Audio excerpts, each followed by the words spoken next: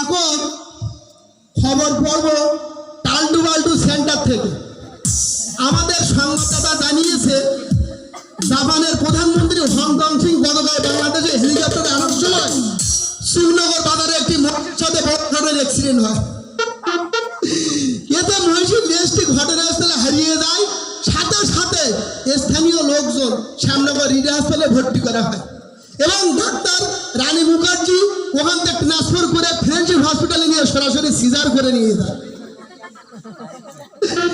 বাংলাদেশের দ্রব্যমূল্য ঊর্ধ্বগতি হয়ে গেছে। এদিকে বাংলাদেশের দ্রব্যমূল্য ঊর্ধ্বগতির কারণ হলো মহিলাদের মাথার খুশকি আর উকুনির জন্য।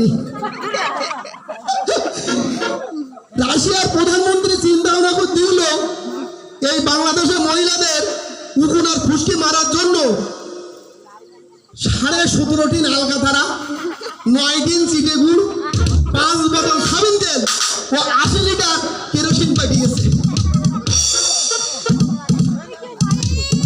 এবার আছে কি হাওয়া, মানে সবসময় আমাদের জোয়ার উঠতেই থাকে আর প্লাবিত হতেই থাকে।